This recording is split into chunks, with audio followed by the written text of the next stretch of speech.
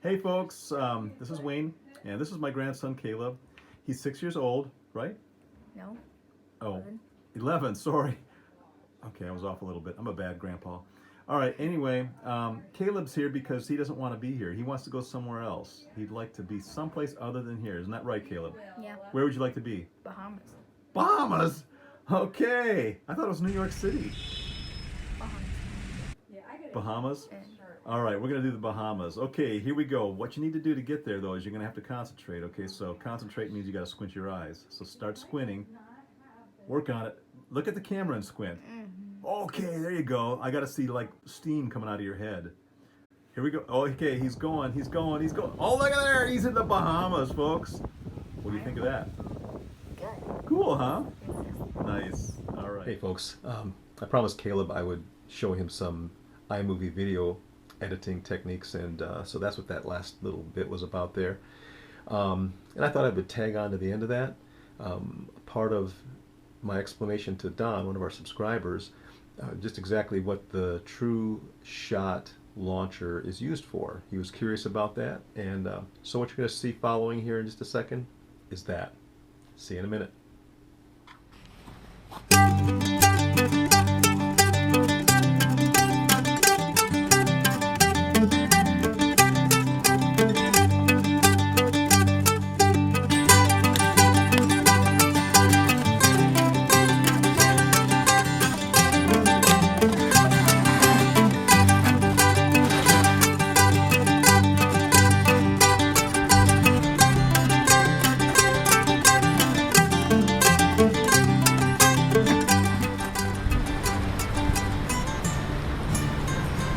Looks like it's gonna storm. I think the rain's coming down now. Yep, it is. It's raining.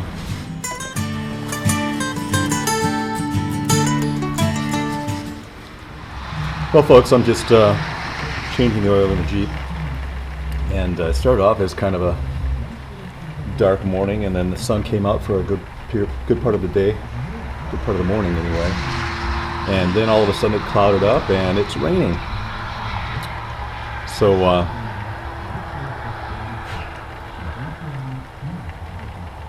kind of limits a little bit of my activities for this afternoon again here in sunny Ohio.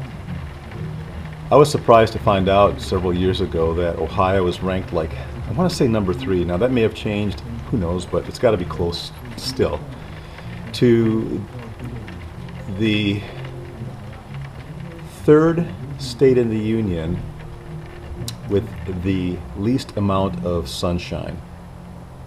I would imagine Alaska's number 1 there, maybe Seattle's number 2, but Ohio, it's right there, number 3, least number of sunny days in any given year.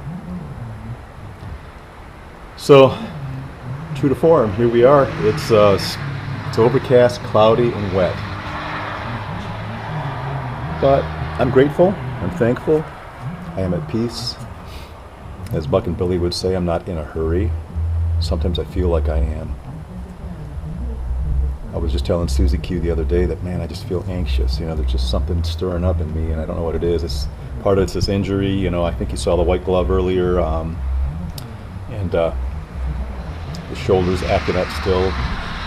By the way, I'm going to tag onto this video right here. This is going to be a demonstration of the True Shot throw bag launcher that I was working on in the previous video. I know I owe you guys a bunch of videos. I still owe you part 3 from the 2 oaks in a pond and all that kind of stuff, but this is just the way I roll. I'm sorry. It's just the way it is. It doesn't make me a bad person. It just makes me a little bit hard to follow sometimes, huh? But anyway, if the rain lets up, I'm going to try to do a test shot with that thing. I've never shot one before, so it'll be new to me, new to you. And Don, you asked for a demonstration of. You didn't even know what the True Shot was. You know, I'm working on this thing in my garage. I never really once explained what that thing did in detail. I mean, I did mention that it was a throw bag launcher. But Don, in this video, you'll get to see it in work. Okay, I gotta cut this short because I don't want to be talking all the time. You know what I'm saying? Love you guys. See you in a little bit.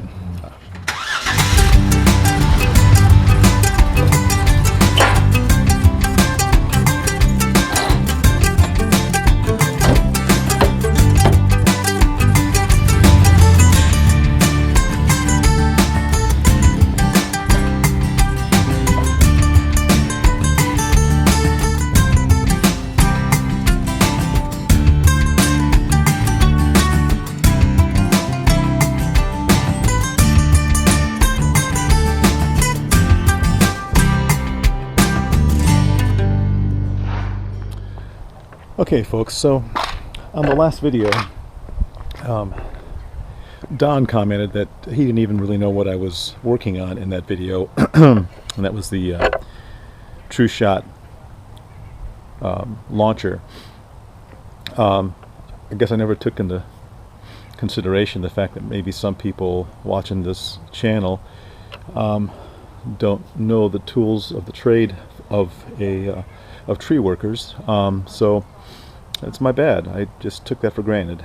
So Don, for your sake, I'm going to go ahead and demonstrate what this is. Now, just understand too, I've never used this particular device. I've always thrown my throw bags up into the tree by hand. And so what the concept is, I want to be able to get a climbing line into a tree as high as I can get it.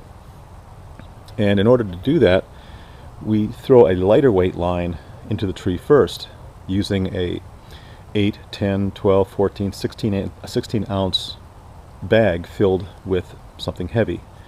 And that little bag allows us to get enough inertia to launch a lightweight line into the treetops. Well, I've been able to do that pretty easily until about a month and a half or so ago, 2 months ago. I just feel like I've injured my shoulder. I don't know what exactly is going on here. I'm getting old. That's one thing. So it could be just wearing out. So to save wear and tear on my shoulder at this point, I decided I'm going to try one of several different options of getting these throw bags into the tree. And the method I'm using here is kind of inexpensive. It consists of a slingshot device like this, as you can see here, and the throw bag, which I keep stored in this throw pouch here. And I have about 200 feet of throw line in here. And, whoops, and this is my throw bag. This particular case, I think that's a 10 ounce bag. So it's tied to one end of my throw line. And I'm sorry if this is a little bit crude on the video here, but so that launching head with the black elastic tubing is mounted into a pruning pole, and that pruning pole is about 8 feet long. Okay, and as you saw in the garage episode there, I was attaching a device to allow me to pull back on these elastic bands without using a lot of physical force. I have a 2-to-1 system here, that one end of this webbing is anchored down here, and at this end I have a cam buckle here, and I attached, I forget the brand name of this, I want to say TrueFire, but I'm not sure, TF, and this is just an Archer's release. I've attached one of those here. So that allows me then to basically preload or pre-stretch that slingshot and not have to hold it there by hand. And when I'm ready and have taken good aim at where I want to launch my ball, I just pull the trigger. And I wanted to show you too, the ball would end up sitting right here in this little pocket. Okay? So that's kind of the way that works. So I'm going to get set up here and I'm going to experiment with this right now.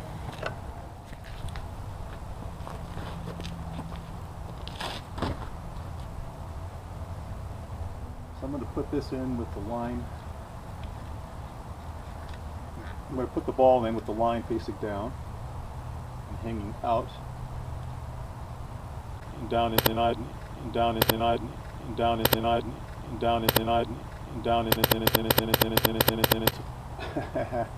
and down into my my bag. I'm going to shoot this straight up. The plan is I'm just going to measure how much throw line gets paid out of this bag. That'll give me an idea of how high I'm getting in a vertical orientation. It'll help me to get an idea of how much, how the tension on the elastic relates to travel distance. Just a test. It means very little. So I'm going to go ahead and pull this down.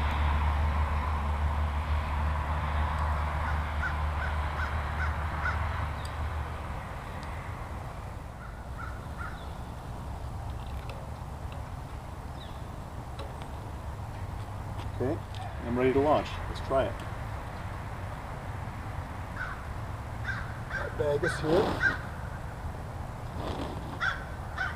So I have about 4 feet of line to account for here. I'm going to try to shoot this straight up. I'm going to hit the trigger right now.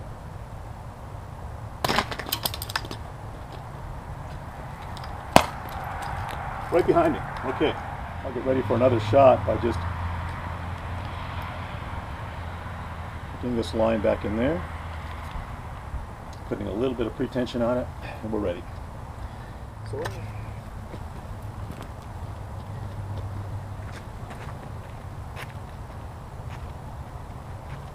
okay, and I'm going to go ahead and measure how much of that paid out.